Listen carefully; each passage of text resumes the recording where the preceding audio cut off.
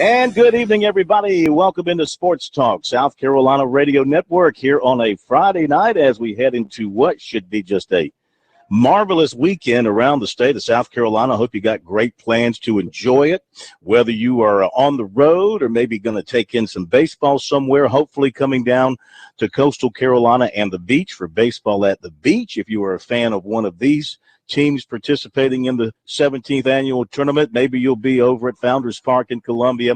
The Gamecocks and Penn State are up at Doug Kingsmore for Clemson and James Madison. We've got baseball everywhere for you this weekend all around the state.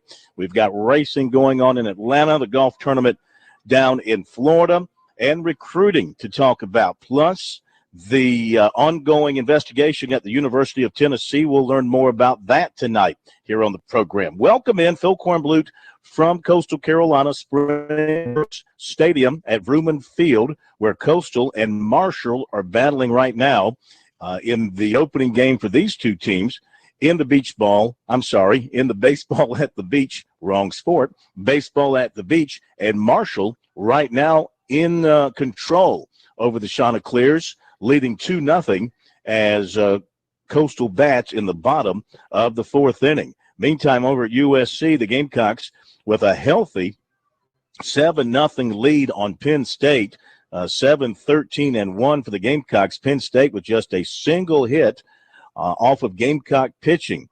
And up at Clemson, it's the Tigers 6-1 over James Madison. The Tigers also getting some excellent pitching today. They've only allowed 2 hits thus far. We'll keep you up to date on the progress of all these games and more. And as I'm talking to you, Coastal Carolina gets on the board with a home run by Zach Remillard. So it's a 2-1 Marshall lead. Let's go to the pro in our studios in Columbia. I got to believe one thing on your mind, the ACC's reprimand of the Duke player from the kicking incident last night, but no suspension or anything like that. You answered your question with your description of the story. Yeah, I didn't see the game. I was watching some of it during the show. I've seen some video. Did he not do it twice? Did I see a video where he tripped a Florida State player around mid-court or attempted to did trip him, and then did it again down by the baseline later in the I'm not sure about that. I was thinking more of the earlier trip when he was lying on the floor. I think against Virginia, Notre Dame, and tripped the player. I think it was Virginia. But apparently, Allen likes to use his feet as a defensive weapon. Yeah, well, we got to talk about that because it's pretty outrageous position by the ACC, if you ask me. We'll talk about that and other things coming up in a moment.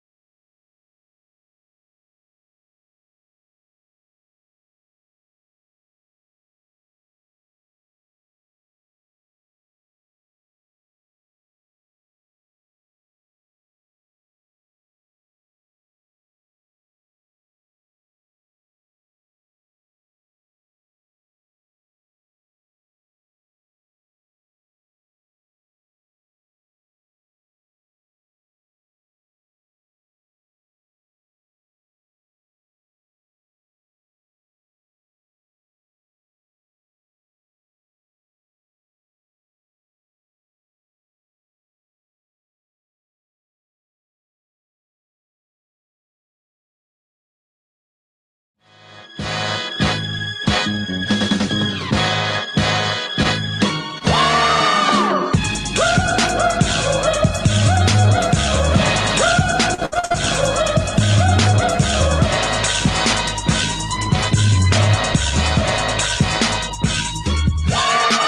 right, we're back. 800-956-7266 is our phone number here on Sports Talk. Email talkback at sportstalksc.com, and on Twitter at sportstalksc is where you can find us if you want to join in on the program early on with us tonight. Love to have you on board to talk about things happening today and happening over the weekend. And coming up, we're going to be talking more about the situation at Tennessee, which has been a big story in the news this week with the various things going on there. You know, it's not just one thing. It all kind of started with the Peyton Manning saga, and it's kind of built up from there with a number of different angles to the story. Jimmy Himes, who's a longtime reporter and talk show host in Knoxville, good friend of ours. We've been on his show many times, and he has helped us out as well over the years. And we will hook up with him at the bottom of the hour to learn more from him about what is happening in that case, and really to get his opinion as a longtime observer of Tennessee athletics, to get his opinion about where this thing is headed, especially the accusation towards the football program and the head football coach. So we'll have that coming up for you. We're also, of course, monitoring South Carolina Clemson baseball. We'll let you know when those games go final, and hopefully we can bring you some comments from the coaches as well. The first game here today, baseball at the beach, Liberty. This is why this game is this Coastal game was late in starting. The Liberty Marshall game was a very slow-paced game with a bunch of walks, and Liberty won it 9-8, scoring 4 runs in the 7th and a run in the 8th. So Jim Toman's team improves to 3-2. And like I said, the pitching, a lot of pitching changes and things of that nature slowed that game down quite a bit. But Liberty wins it over Marshall today, 9-8 in the first game here. Updating Clemson and USC. Clemson up on James Madison 6-1. They're in the bottom of the 7th. USC up on Penn State 7-0, and they are in the top of the 8th inning. Recap the scoring for you in these two games. Jones homered for USC in the first inning. He continues to swing a hot bat. In the second inning, Chris Cullen had an RBI double. Mooney bunted and was bunted to second base, beat it out for a single, and Cullen scored on a throwing error. Later in the inning, Jones a single up the middle for an RBI. In the sixth inning, Dom Thompson-Williams had a double down the right field line for an RBI, and Jones a single to right for 2 RBIs. So he's had a 4 RBI day. He has just been on fire from the very first swing of the season. Meantime, at Clemson, Tigers up 6-1. Recap the scoring for you. Okie homered for the Tigers in the bottom of the second to open their scoring. Pender homered to left field in the 5th inning. That was a solo homer as well. Back in the 4th, we had Beer scoring for Clemson on a wild pitch. And then in the 6th, the Tigers scored on a ground out. McPherson grounding out to the shortstop. That scored a run. No, hang on a second. I'm sorry. That's James Madison scoring there. Why does that say the bottom of the 6th? I got that wrong. In the bottom of the 6th, Pender homered again down the left field line for the Tigers. So Pender has a couple of home runs for Clemson, and Okie has a home run. So they've gotten all their runs except for one off of home runs, and then the other run came in on a wild pitch. So 6-1, Clemson over James Madison, and South Carolina up 7-0. And Coastal has just been retired here in the bottom of the 5th, and it's 2-1 Marshall leading. Catch that. Marshall just was retired in the top of the 5th, and Coastal is coming to bat in the bottom of the 5th. I'll get it together here in just a minute, Pro. You know me and my numbers and my at my brackets and things of that nature, they tend to get skewed all over the place. Yeah, so you were talking about Jones earlier, 4 for 4 today, and I think on this very young season, he's already has 13 ribbies already. Yeah, he has been he's been red hot from day one. Let's see. Also want to mention, give me just a second here to something else I wanted to mention baseball-wise, and that is the other game from here at Baseball at the Beach this afternoon, as soon as I can pull up that score. Let's see here. Looking for it. Well, I can't put my hand on it right off the top, so we'll get to that in just a moment as soon as I can find it. 800-956-7266 is the number. Let's jump to the phone lines and go to Billy in Surfside, not too far from me. I'm sure he's going to enjoy the beautiful weather this weekend. Come on out to Baseball at the Beach and see some good baseball, Billy.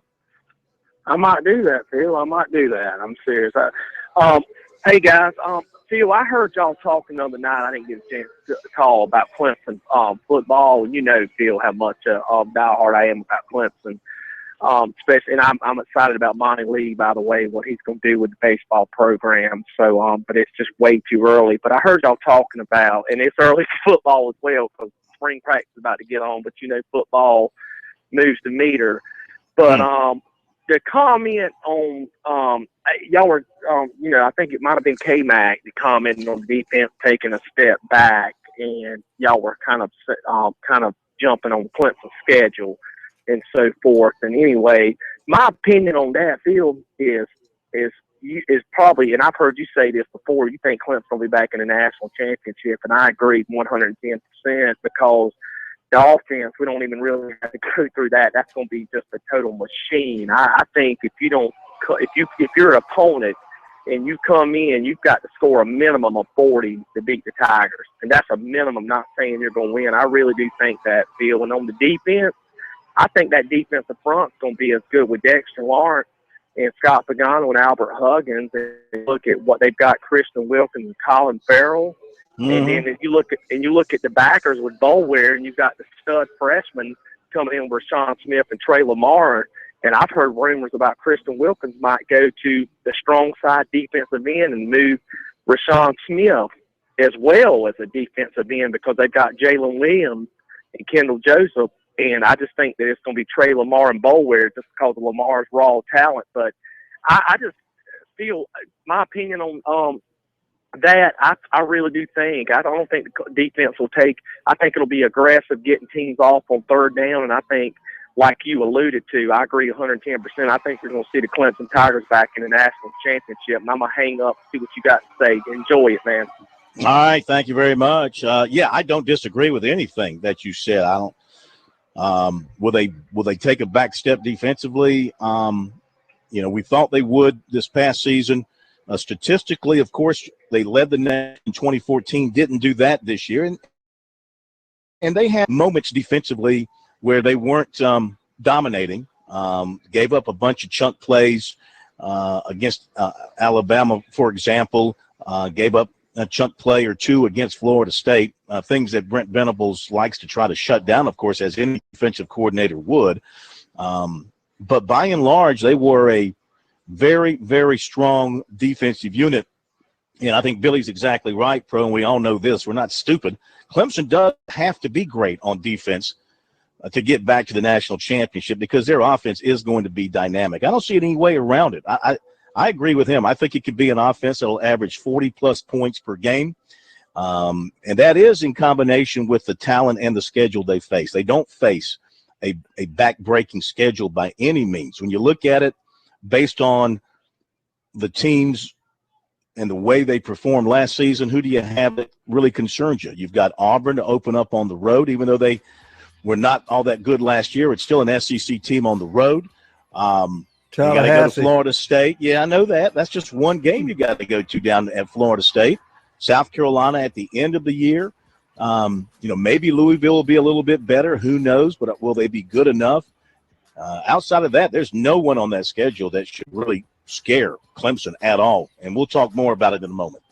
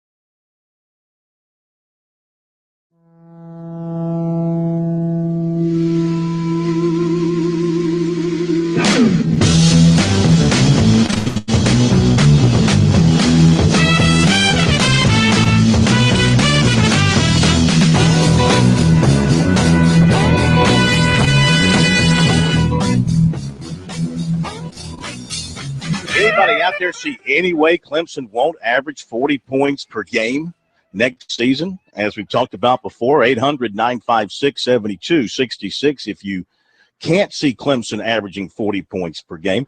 And again, just to continue what we were saying as we hit the break, by the way, Coastal has tied things up here in the bottom of the fifth now. I know where we are and who's playing. Bottom of the fifth, 2-2, Clemson, Marshall and Coastal. By the way, it was Duke beating Ohio State in the game played at Pelicans Park today, 8-1. Terrific performance there by the Blue Devils. Anyway, I don't see any way Clemson can average or won't average 40 points per game with the talent they're going to have on that offense. My goodness. I just don't see, unless they take their foot off the gas in particular games because they don't want to run it up. But I just don't see any way they won't, Pro. That's where if you're a coach, you get paid a lot of money to be a psychologist. For instance, at this time last year, with their bevy of quarterbacks, talent returning, who's going to stop Ohio State? Boy, I just can't see anybody. Who stopped Ohio State last year? Ohio State did. They got complacent. But you're right. I don't disagree. But they had too much at one. Their situation became kind of cumbersome when you had three guys there trying to figure that out. I think that kind of took away from them to some degree. They had too much. Clemson doesn't face that, not at quarterback. That's clear cut. Yeah, but it'll be something else, Phil. That's why coaches stay on players, because they don't want them to become complacent.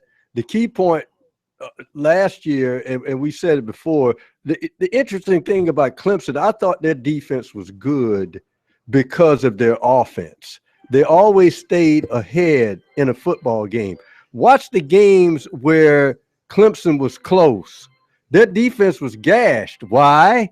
Because now the teams that were up and down the field with them did not have to be one-dimensional and throw the football. So while Clemson's defense is good, they have to play from ahead. I'm not sure it's a defense when you're neck and neck with a team, and the two teams they did that with, it came down to nail biters. In case in point, I'm thinking of the Alabama game, but not only the Alabama game, but the Notre Dame game. So it'll be interesting. I think their offense, it's important for their offense defensively to score early, as they did last year when it looked like they just scripted plays on the first two drives, and before you could blink, it was 14-0 Clemson. Now their defense can do whatever they want to. The interesting thing is, and I know Dabo Swinney does this like every coach is self-analysis of your team. What can we change here or whatever? Because we know teams are doing homework on us and going to try to take certain things away. So I think Clemson will, again, try to be that offense that when they hit off that bus, they're going to go for the 6 real quick and get a lead on you.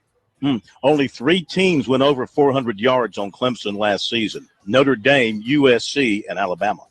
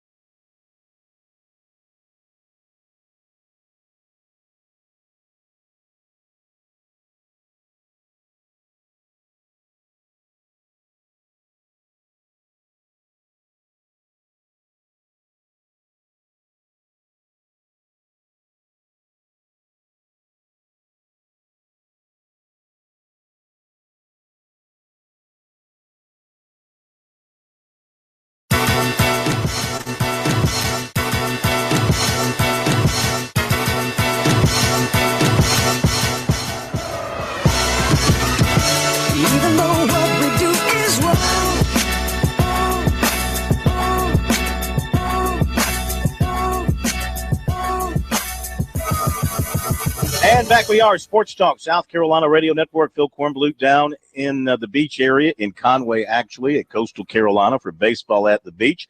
2-2 here, Coastal and Marshall. Things getting a little heated because of a bang-bang play on the field, and the dugouts emptied briefly, and there was movement toward one another, more towards the Coastal side of the field with Marshall coaches and players kind of crossing that no man's land behind home plate and getting over in their territory. Umpires quickly restored order and got everybody back in their proper place. But everybody now up on the railing watching this one as the intensity has picked up in this ball game. USC and Penn State, it's still USC 7-1 now. Penn State scoring a run in the top of the ninth. Clemson continues to lead James Madison 6-1 as they play in the eighth inning. Going to the ninth at Clemson. All right, one of the big stories of the week nationally, ongoing saga at the University of Tennessee. Nobody better in this world to talk about Tennessee athletics than Jimmy Himes, longtime sports writer and sportscaster in Knoxville. He knows the Vols better than anybody on the planet, and we thank him for joining us here on Sports Talk. Jimmy, busy times in Knoxville, my friend. Yes, very busy times, and it hadn't stopped, and it's just amazing the publicity that has been generated out of Knoxville in regard to this, and I'm puzzled by some of the actions. Some of the others I cannot give a yay or nay as to whether I think they're legitimate, but it has been crazy times at the University of Tennessee. Were there any new developments today? Yeah, well, not yet, but the day isn't over. Never say never. No, you never know, and nothing new to my knowledge. I had talked to a number of attorneys in regard to this situation, and some don't feel like Tennessee has handled this well PR-wise. They think that too much is being said by UT.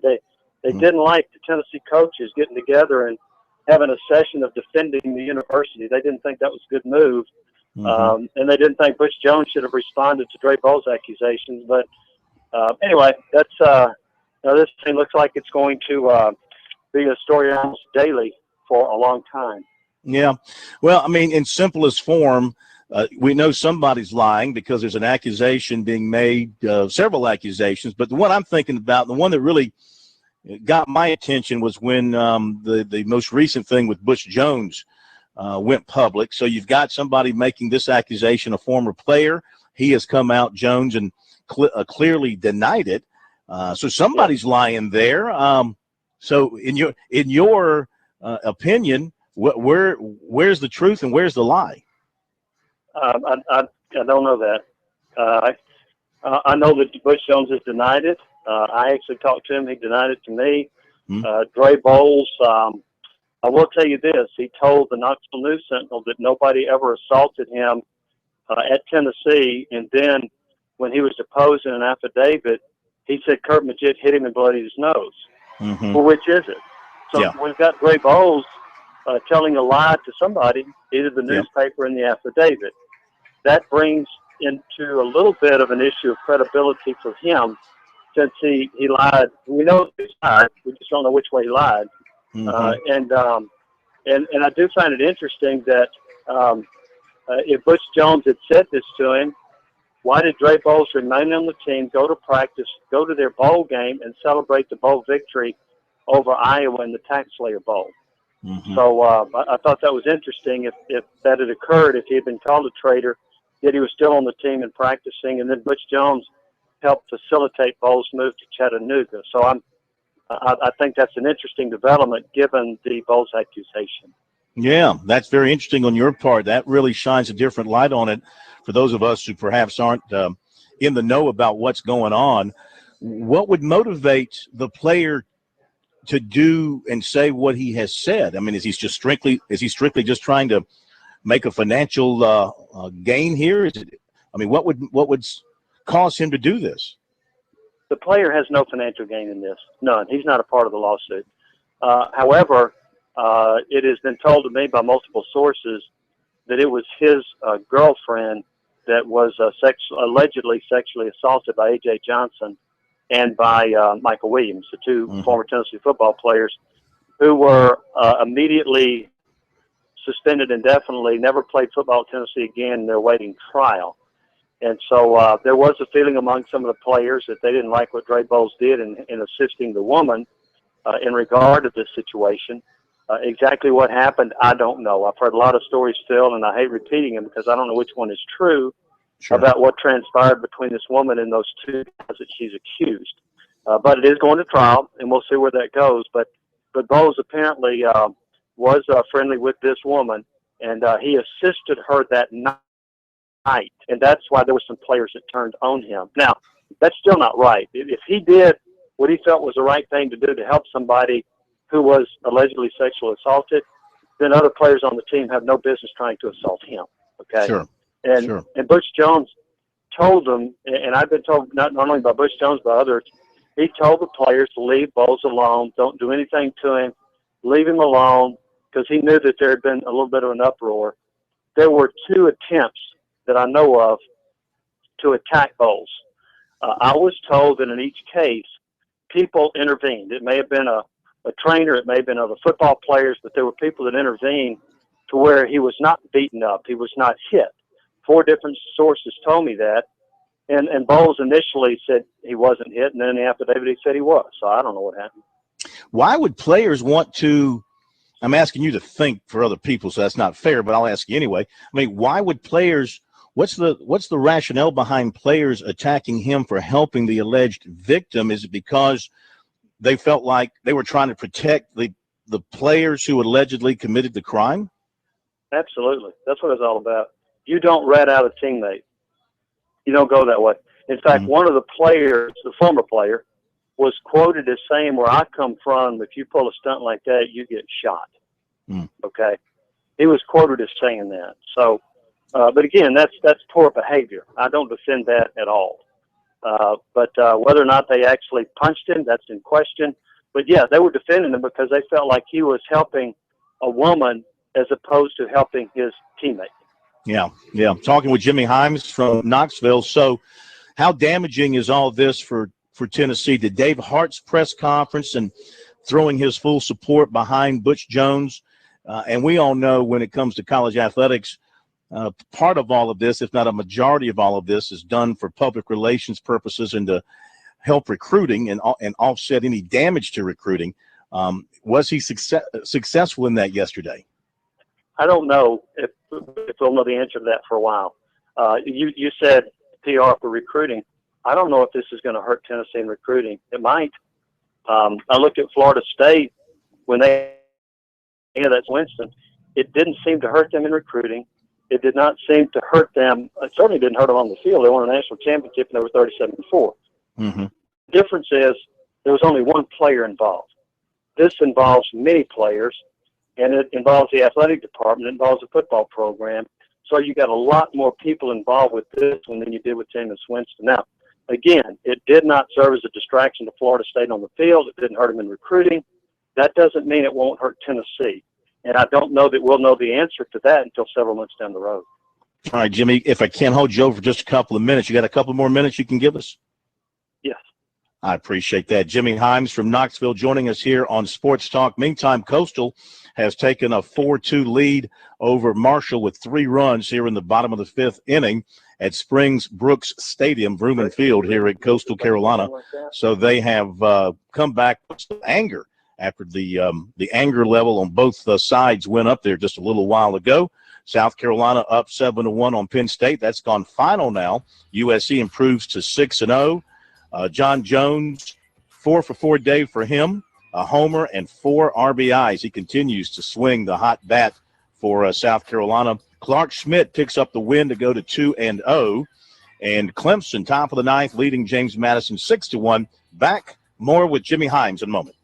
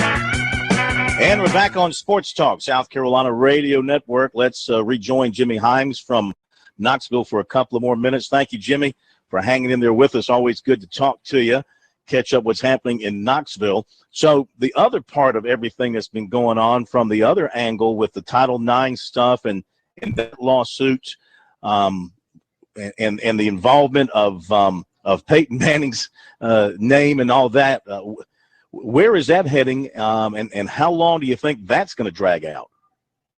I think the Peyton Manning stuff is going to die down this week.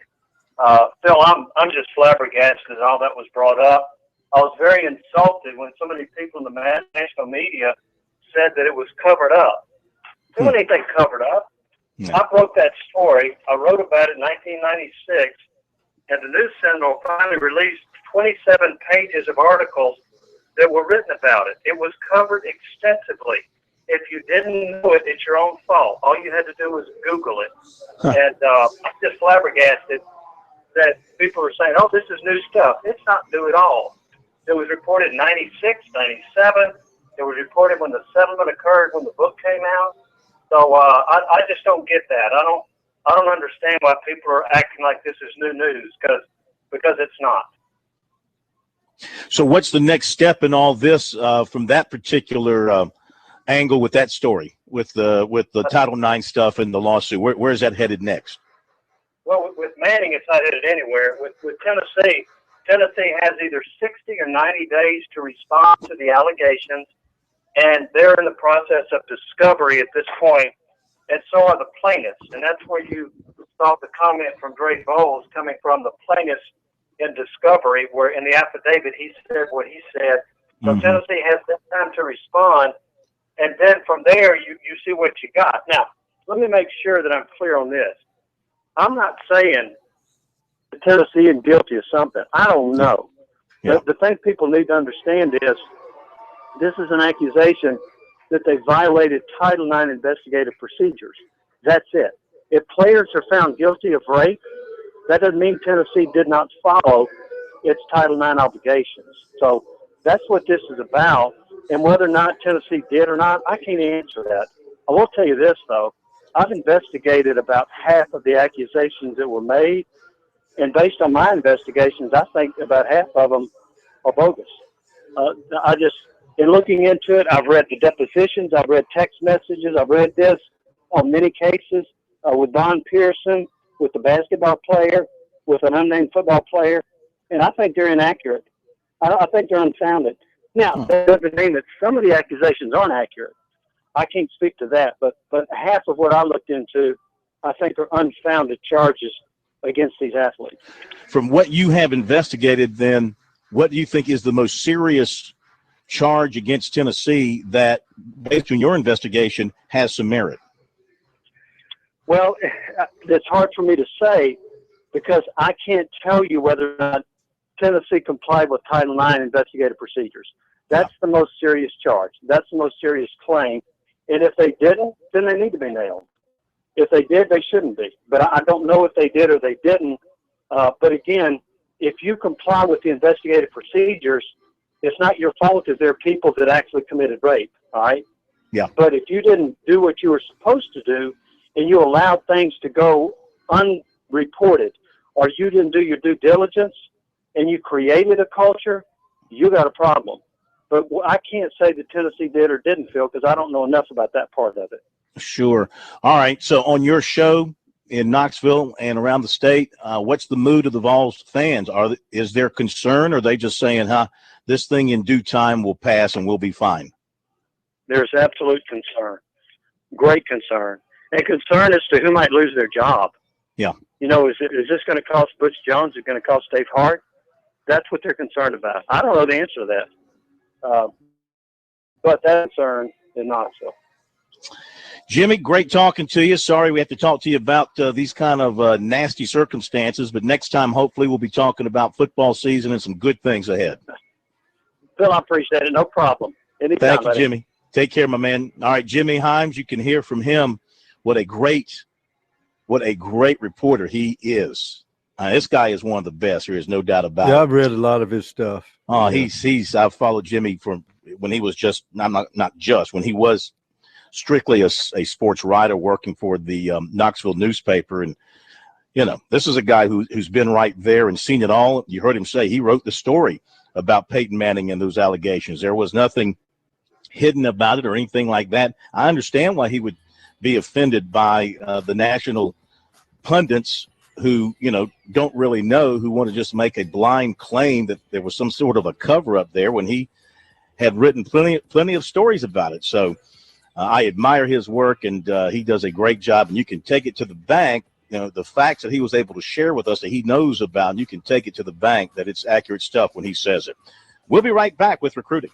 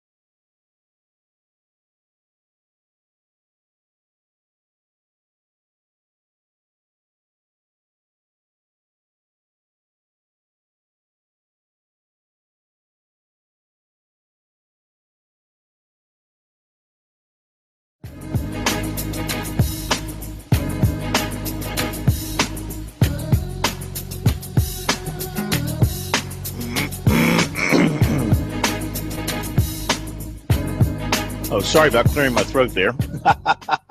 I should know better than that when we are back live on the air. All right, let's thanks again to Jimmy Hyams for being with us, and let's jump to the recruiting, because we've got a lot of it for you from today and from last night, stuff to pass along to you.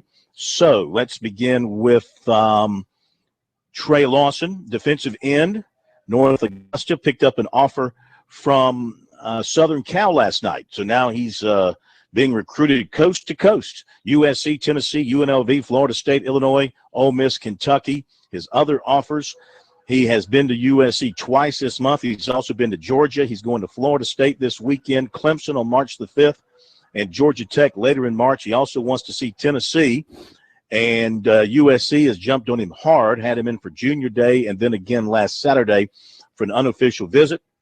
He said he really likes them, and they really like him. He said they seem like they want him and they need him to be a part of their program. He said the whole staff eager to talk to him and for him to come back down to Columbia. The main pool of schools he's looking at right now consists of all the schools that are offering him. And he said the Gamecocks have told him they like him primarily as a defensive end, but if he gets bigger, he could play defensive tackle. He's not been offered by Clemson, but the Tigers do have interest in him as well. Recruiter Mike Reed has stayed in touch with him, and they're looking forward to having him in on the 5th. He had 76 tackles, 18 for loss, and 12 sacks last season. Defensive end Jordan Williams, 6'5", 260, Virginia Beach, was at Clemson's Junior Day in January, first time visiting there. The Tigers are on his reduced list of offering schools he's considering at this point. The others are Penn State, Georgia, Florida, Notre Dame, Southern Cal, Maryland, and Tennessee from his total of 19 offers. He met with Sweeney and Hobby when he was at Clemson, and they said they are a big fan of his motor, as he put it, and the way he plays. And they also like that he's a very good student. He's also been to Maryland, Duke, Penn State, Virginia, NC State, North Carolina, and Virginia Tech. Plans to visit Tennessee March 5th. He's also looking to visit Georgia, Florida, and Notre Dame, and may take an official visit to Southern Cal in the fall. Plans to cut his list down by June or July, and it's likely that Clemson will make the cut. He had 55 tackles, 11 sacks last season. Clemson target defensive lineman Neil Farrell of Mobile, Alabama, was offered by Michigan. Tight end Alex Marshall of Andover, Massachusetts, offered by Alabama and Boston College. He's a USC target. Lake Marion defensive back Tank Robinson will be at Alabama for Junior Day tomorrow. Clemson target receiver T. Higgins of Oak Ridge, Tennessee, offered by Auburn and Oregon. 2018 quarterback Cade Fortin of Sewanee, Georgia, was at Clemson Thursday. Pendleton defensive end Brad Johnson was offered by Rutgers, and he's going to NC State tomorrow. Defensive end Tyreek Johnson of Lakewood will be at USC next Saturday. He tells us a commitment is possible at that time. Offensive lineman Sumi Carley of Lawrence will attend NC State's Junior Day tomorrow. He has a USC offer. We've got a few more notes. We'll give them to you after the break.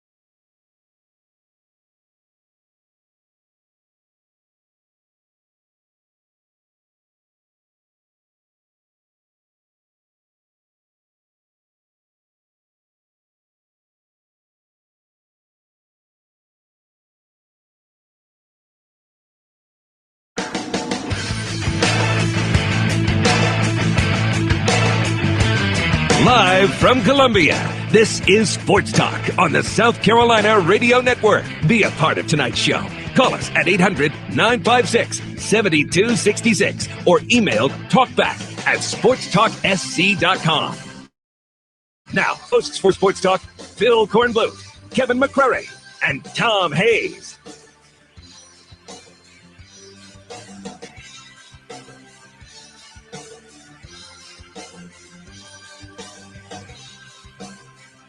Okay, we're back. It is Sports Talk, South Carolina Radio Network. What a busy Friday night we're having tonight. Hope you enjoyed our conversation with Jimmy Hyams.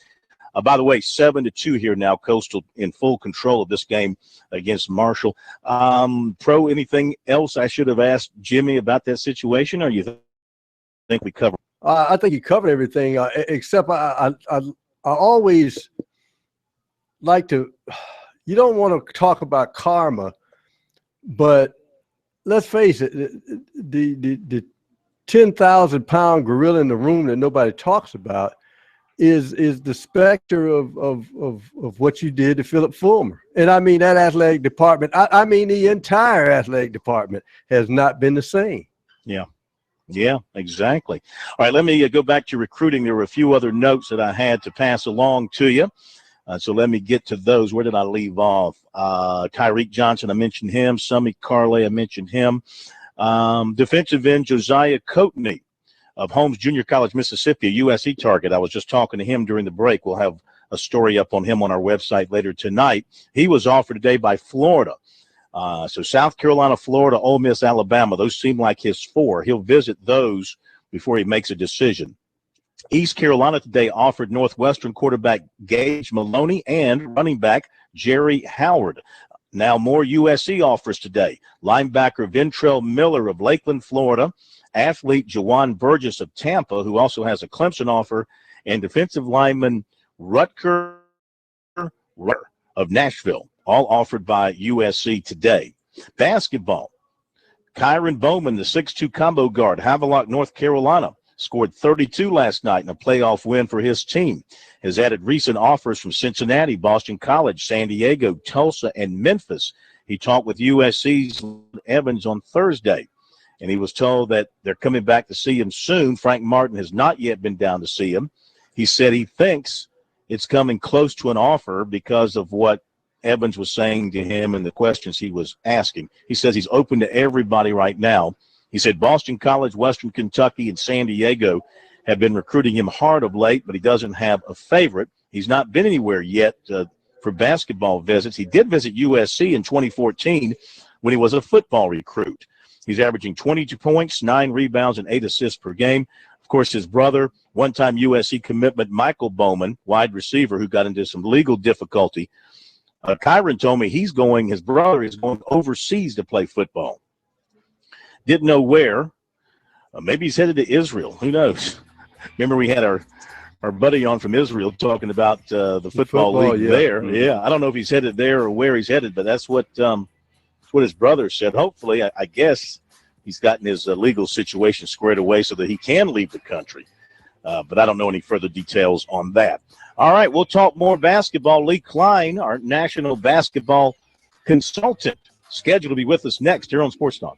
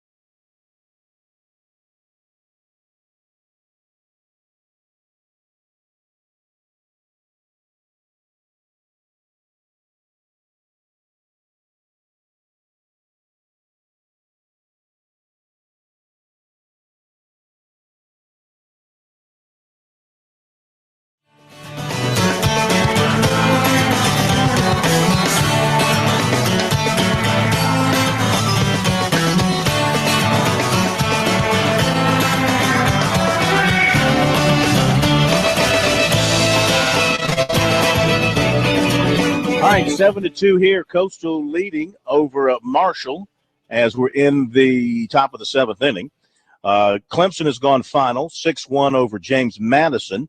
Charlie Barnes gets the win. He's 1-0, went 6 innings, allowed 2 hits, 1 run. It was earned, struck out 7, and walked 3.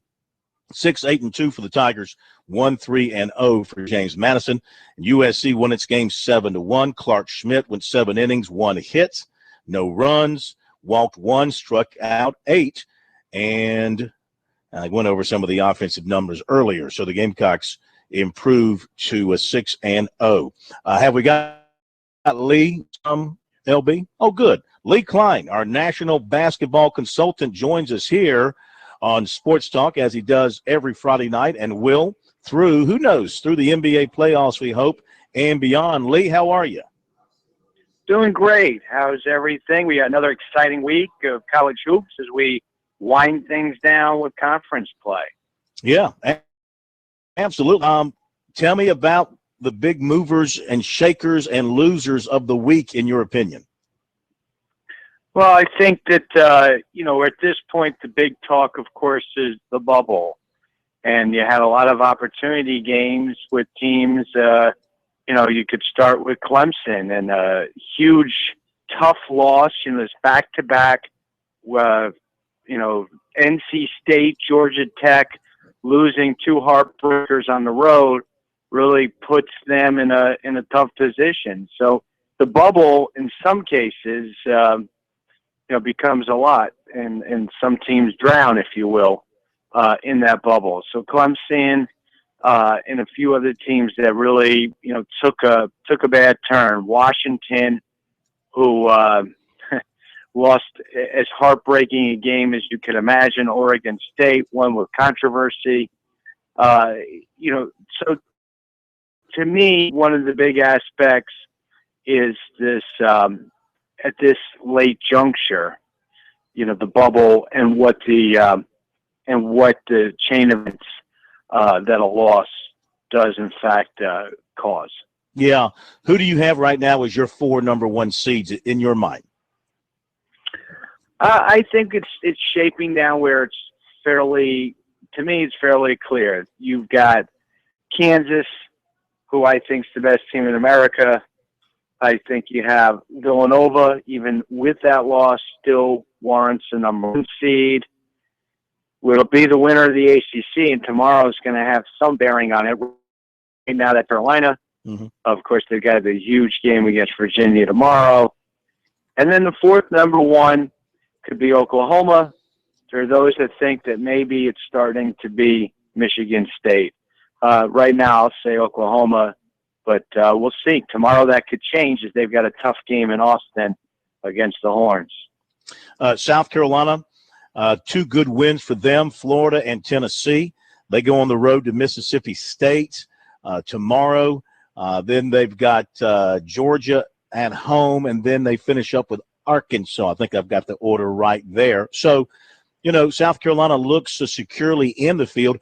How high do you think they can climb? Let's say with a couple of more wins in terms of the seeding. How do you think the committee's going to look at their season, and what's the chances of them maybe being put in Raleigh, you think? Yeah, I could definitely see them as a 5-6 seed, depending on how they finish out. You mentioned Florida. That was something earlier this week when Vanderbilt came in and beat Florida in Gainesville. The SEC is an interesting case, right? Because you've got Kentucky, A&M, and South Carolina that all seem to be fairly on good solid ground. And then from there, it's a question mark. Nothing's a given for the rest.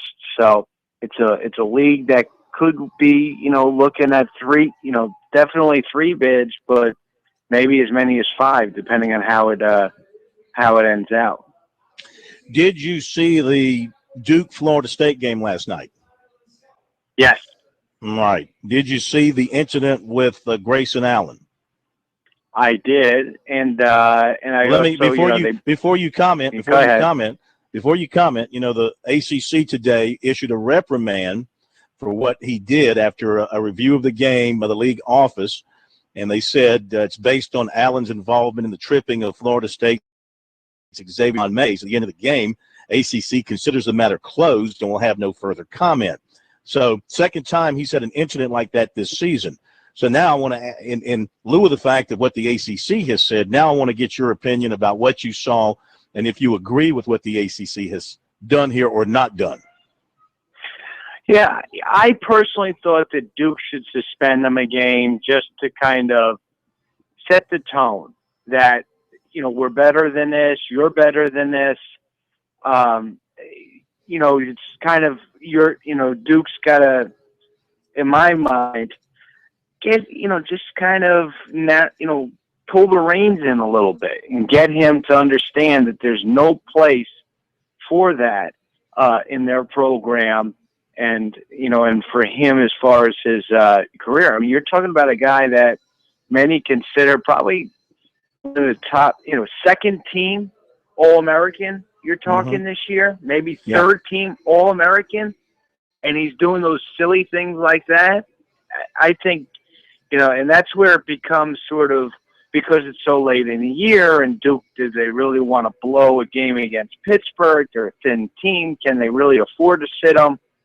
But I think you have to look at the program as bigger than the individual or the incident. And I thought Duke should have suspended him for a game and not let it be in the ACC's hands. But because we're so now driven that they won't do anything and just kind of worry about, winning Sunday's game.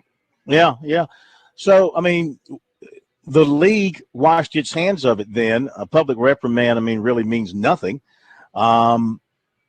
So are they saying tripping a guy is okay? I mean, what if Rathon Mays had suffered a knee injury or something or broken a leg? Does it take an injury to make a league or a school react in a case like this?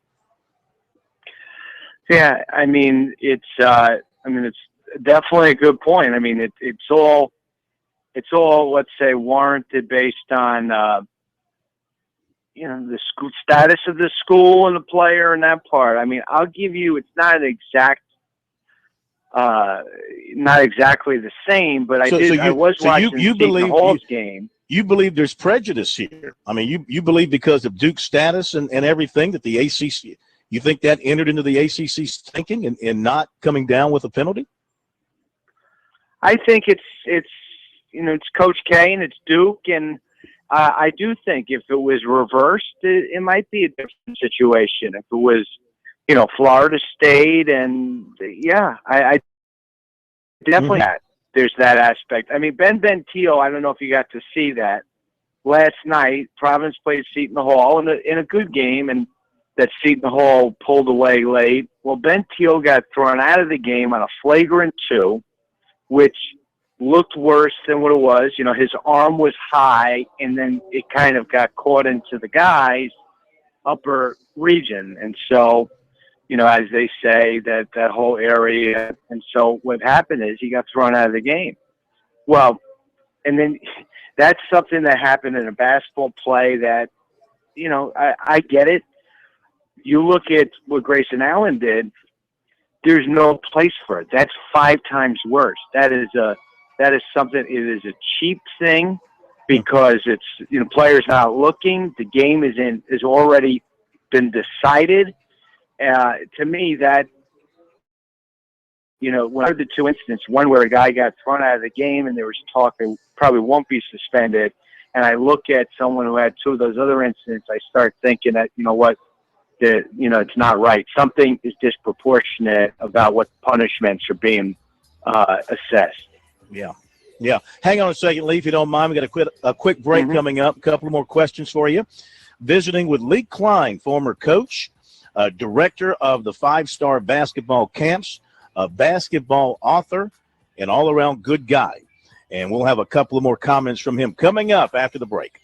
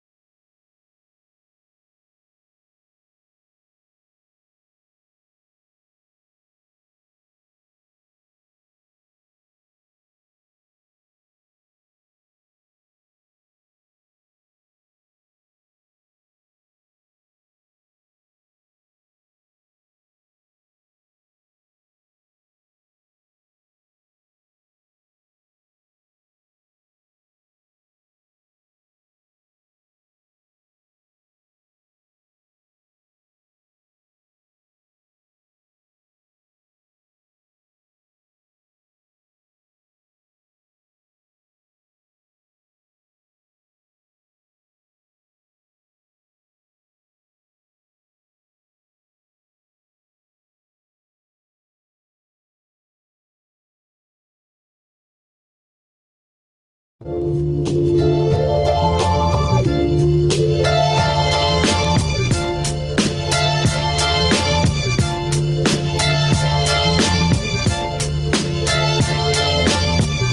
right, Coastal's tacked on another run and leads at 8-3, and they're still batting in the bottom of the seventh inning. Lee Klein is with us for a couple of more minutes.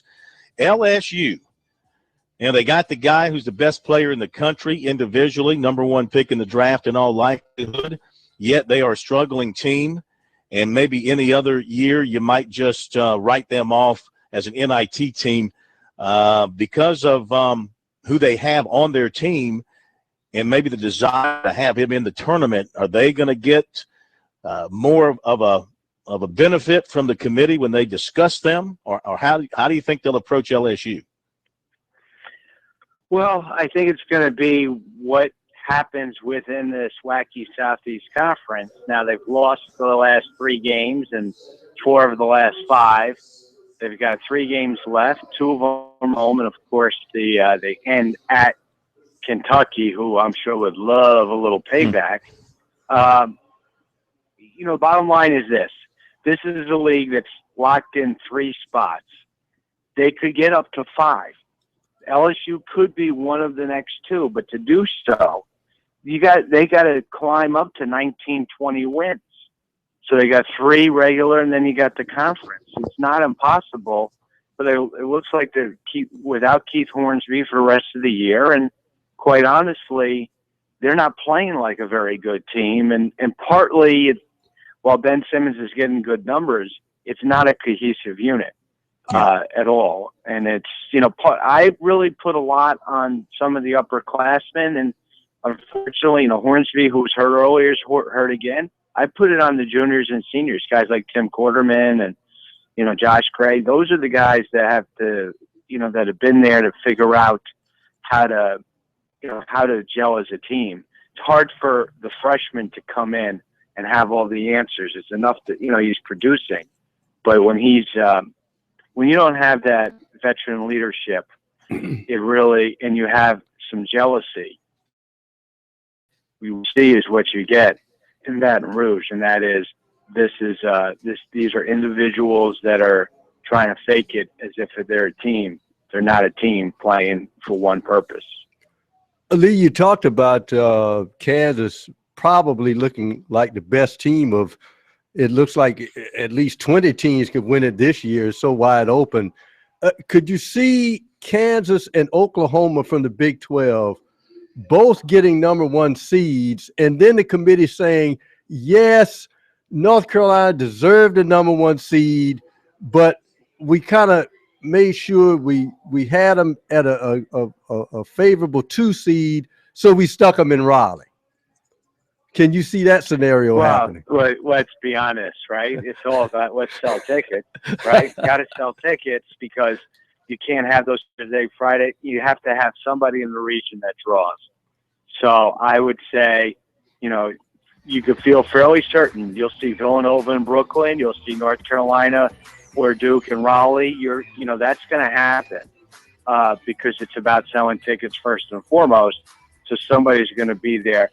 They won't, if they're worthy of a 1 seed, they won't hold them back from a 1 just to make sure they end up somewhere. But the winner of this ACC. All right, hang on 1 second, Lee. Got to hit a quick Virginia. break. Got to hit one more quick break. We'll come right back to you to finish up. Okay.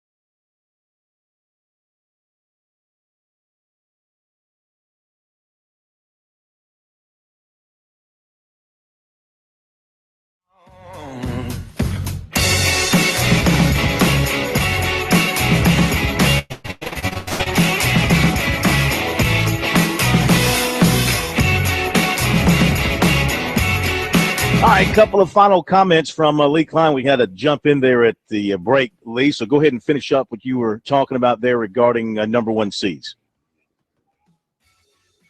Raleigh, the way they break up the brackets now, you can be a 1 or a 2 in Raleigh and still go, for North Carolina. So there's, you're going to see an ACC team for sure in Raleigh, whether it be Virginia, North Carolina, and Duke. They're going to find a way, depending how this finishes out, to be there. Same way you'll have Oklahoma in Oklahoma City. You'll have Villanova in Brooklyn. There's that aspect of trying to sell tickets. And, you'll see probably like Kansas and St. Louis or whatever the nearest bracket for them, to be. But that's just part of how it is today. All right. Before we let you go, tell folks how they can get more basketball stuff from you, your writing and web stuff. Where can folks go to read more from you? Well, I write for Slam and Basketball Times. I put most of my content will go on LeeAllenKlein.com. You could access it also via Twitter at LeeAllenKlein. And, we're on 50th anniversary of 5-Star Basketball Camp. So I'm looking forward to getting on the court with kids this summer, working on their game. So it's whether it be via radio, whether it be writing or on the court, whatever we could do to promote and enjoy this great sport that we have. Well, we thank you for being with us each and every Friday night, and we'll look for you next. All right. Thank you very much, Lee Klein, for joining us here on Sports Talk, our college basketball ambassador. Okay, let's switch gears, literally, from basketball to NASCAR. It's time for the Full Monty on NASCAR as Monty Dutton from MontyDutton.com joins us. And let me tell you that they've just wrapped up qualifying a little while ago in Atlanta, and Kyle Busch wins the pole for the Folds of Honor Quick Trip 500. He turned in a speed of 191.582. I take that back, 191.668. He beat his brother Kurt, who was 191.582, and Jamie McMurray was next at 190.130. As we welcome Monty Dutton into the program, the Full Monty on NASCAR. Good to have you with us. So what have you taken from today's practice sessions and qualifying in Atlanta, especially now the new packages in place that's going to put a premium on the driver's talents more than anything else? I think Atlanta's a really good track for this. I think as a general rule, the weakness in the sport has been the racing at intermediate tracks. And I would even extend that to be a little bit even like the tracks that are 2 miles in Michigan and Fontana. And so I think that it was clear that it was better the last year when they used them. I thought it was really strange to experiment and whet everybody's appetite and then not use it during the chase. But now is the time that they have, and I think that since 40% of the schedule is tracks like this, and the racing has not been all that good. By the way, I didn't expect the music cranked up there. In the background, I'm at a high school baseball game. I'm at a college baseball game. I think there's a lot of expectations for this race. Yeah. Now, great start to the season with Daytona. Pretty clean race. Not the carnage that you normally get at restrictor plate races. And then the battle to the wire there that came down to an inch or so. So a great start to the season. What did you think of Daytona, the way that race played out and the way it finished up? Well, I'm not often under criticism for being overly positive. But I wrote a lot of stuff this year because I thought there are a lot of people that said, well, there's 3 hours of nothing, then a half lap of excitement. Well, I think in this age where everybody has attention deficit disorder, every time I go to Daytona, the racing is a little bit different. And I like to watch the way cars react around each other because it changes from time to time, whether the And at the end, if they had 200 laps like the last one, it would have been either a great race or the last car that wasn't torn all to pieces would have won. Yeah. Because you can't race like that on every lap.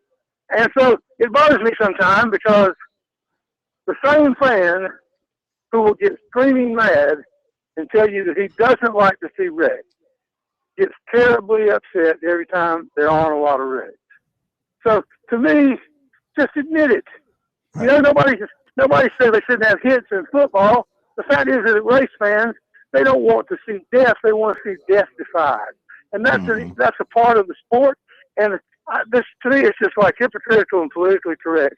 Well, first of all, you certainly have the right to say that you don't like wrecks and you want really good clean racing. But it seems to me that really good clean racing always makes people say it's bored. And so I've just sort of, you can't have that both ways. I thought it was a wonderful race, and it was strategic, and it was interesting. And as I've said many times, if every race is a classic, there is no such thing as a classic. No, you're exactly right. That's good. That's good. Do you think tracks like Daytona, and let me think, I think Charlotte, and I can't think of all the others who have grass that comes into play on the track when a car goes off the track and can hit grass. And we saw what happened. We see it every time when a car goes off the track and hits the grass inevitably tears up the car, tears up the spoiler underneath the bumper, and it ruins the car normally. Seldom, I mean, the grass in the pass in the grass, I know was a fabulous thing by Dale Sr. That particular night in Charlotte. Not sure with the cars the way they are today that the same pass could be made. What I'm trying to get to is, should that be removed? Yeah, should they pave? Should they take that out and give the cars a chance to avoid being damaged severely? Well, here's what I would have to say. That we know that everything is done for good intentions and safety. But it's also true that if they paved all the area where they have those gigantic sponsorships for Sprint or whoever, I'm thinking this asphalt, it's very difficult to do that. So I think there is a commercial motive. The second thing that I would say is that you have to at least say that the problem is not the grass, because they had grass there in 1961. Tear people up. It didn't do it in 1987. The front end of those cars and the splitter is what's causing the cars to tear apart when they hit the grass. So they wouldn't tear up as much if there was no grass there. But the real problem is, like, if you want to eliminate that, the problem is really the different way the cars are built. All right. But I mean, I'm just saying there's a lot of things that nobody ever wants to talk about, the fact that money is involved. There's sponsorship and great big designs across the grass of the infield. Sure. And those things are much more difficult when you have to paint them on and change them to Saturday night for Sunday's race. All right, real quick, the switch by Stewart-Haas to Ford beginning next year. Your thoughts on that? I think it's a stunning development. I think they deserve a lot of credit for it being a big surprise and nobody seen it coming. And I also think that the only way in the world it makes sense is if there are some future considerations regarding Haas's Formula One team, because Ford has just gotten back into sports car racing with a new Ford GT, and Ford is more prosperous. They're making money. They want to up their efforts. And so I expect that while that's not announced, and they'll claim there's nothing to it, and they'll claim the F1 team is aligned with Ferrari, I don't believe that happens if there isn't some part of the deal that we don't know yet that involves the F1 team that Gene Haas is about to field. Excellent angle, Monty. Hey, thank you so much. Great stuff as always. Read Monty's views on NASCAR and views on many other things that he likes to write about on his blog, MontyDutton.com, MonteDutton. Kyle Busch, Kurt Busch, Jamie McMurray, Trevor Bayne, Ryan Newman, Stenhouse Jr., Harvick, Edwards, Dillon, and Truex Jr. That's your top 10 in qualifying, and Junior is 17th.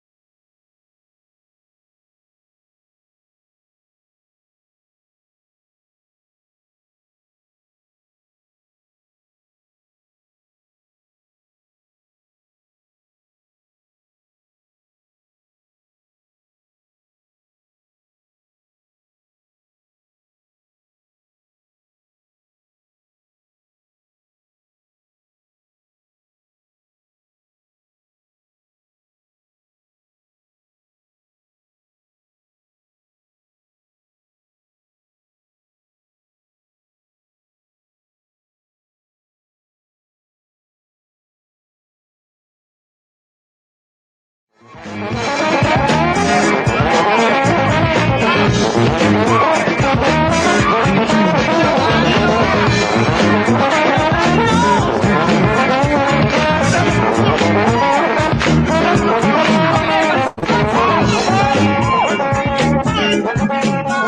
right, 8-3 is our score here. Coastal in control, 8-9-1 for the Shots, 3-9-2 for Marshall, and we're playing the bottom of the 8th. Clemson, a winner today over James Madison. Tigers run their winning streak to 3, 6-1, 6-8-2 for the Tigers, 1-3-0 for the Dukes. Pender had 2 homers for the Tigers and 4 RBIs, 2 hits on the day. Okie had a homer and an RBI, and Beer had a double. He went 1 for 3. Charlie Barnes got the win, 6 innings, 2 hits, 1 earned run, struck out 7, and walked 3. What did Monty Lee think of the win? Here he is talking just a little while ago. I thought it was a great game for game 1. Again, pitching staff was outstanding. Charlie Barnes threw 5, hadn't given up anything, and even in the 6th inning, gave up a hit. Leadoff guy got on base, found his way to third base with 1 out, and he had a big punch out and only surrendered 1 run, which I thought was a big situation at the time. It was a 3-1 game at the time, and he had second and third with 1 out, came up with a punch out, and only gave up 1 run. So I thought Barnes was outstanding. And then Eubanks, followed him up and was really, really good. So I thought our pitching was excellent tonight.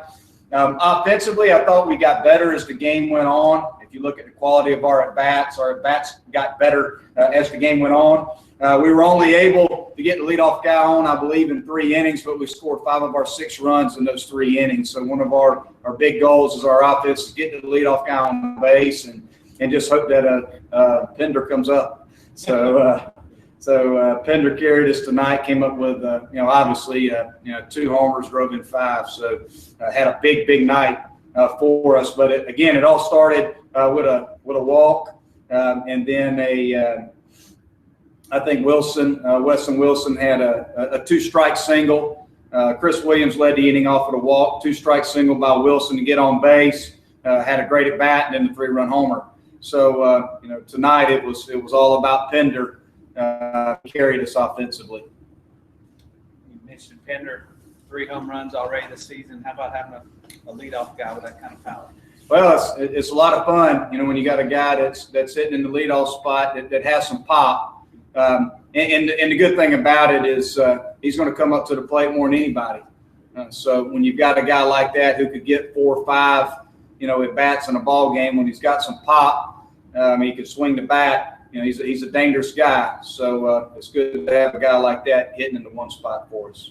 Does it surprise you at all, that kind of pop? I wouldn't say he's a power hitter. He may think he is, but I wouldn't say he's a power hitter. But he is a guy. He's a pull hitter. He gets the head of the bat out. That's just how his swing works. And he's timed up some pitches here lately and got the head of the bat out and got him up in the air and hit him out of here. He does have some pop. I wouldn't say he's a power bat, but is it surprising? Well, it may be a little surprising to me just because, one thing that a lot of people don't realize, Chase didn't get to play all fall for us. He didn't get any at-bats outside of just he'd go up there and bunt because he was dealing with a shoulder injury all fall. So, I think he's healthy and obviously he's swinging a big bat for us right now. What are the effects of having Charlie and Alex like that and not having to use anybody else in winning a game? What all does that help you do to set you up for the weekend? Well, it's huge for us. When you pitch 2 guys on Friday night, then you have the rest of your bullpen along with your 2 starters to pitch 2 ball games. So it's huge for us to be able to get a quality start like Charlie gave us in game 1, get us through 6 innings, and then have a guy like Eubanks that you can piggyback with and carry you the rest of the ball game and throw up zeros, because it allows us to use everybody that we got in the bullpen. If we get in any sort of trouble, we can go with some guys longer in relief if needed in games 2 and 3 of the series. So it's really big when you only use 2 guys on game 1. It sets up pretty nice for the rest of the weekend.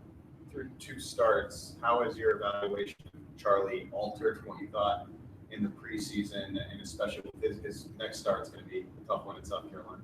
Well, the positives of Charlie Barnes right now is I thought he pitched better in start number 2 than he did in start number 1 against a better offense, a little better lineup. That lineup's a fairly veteran lineup. A lot of those guys that played for them tonight started for them last year. I thought he executed his pitches better tonight than he did in start 1. He was able to pitch, throw his fastball in and out, had to change up going. Didn't have to throw his breaking ball a ton. Just because of his ability to locate the fastball in and out. And you got a left-hander that can locate the fastball in and out, throw a change up, the guys are going to swing through. Those guys are tough for anybody. So very, very pleased with how he threw and hope he continues to get better and better because he gives us a guy that can go out there on Friday night and compete with anybody. All right, Monty Lee, Chad Holbrook coming up.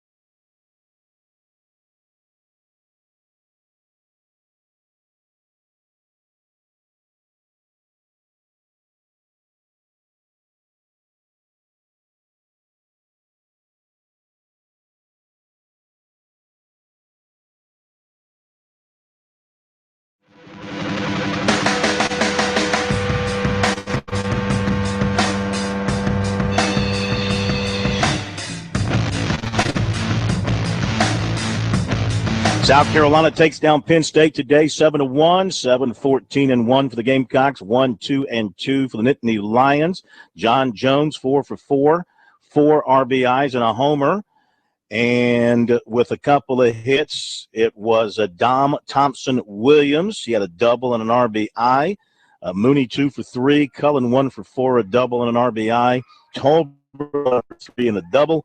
Clark Schmidt, 2-0, gets the win. 7 innings, a hit, a walk, and 8 strikeouts. A little while ago, it was Chad Holbrook talking about the win to reporters. Well, it was obviously it was a good win for us, and I thought the kid from Penn State had a really good arm, maybe a little bit more than what we thought, on the scouting report.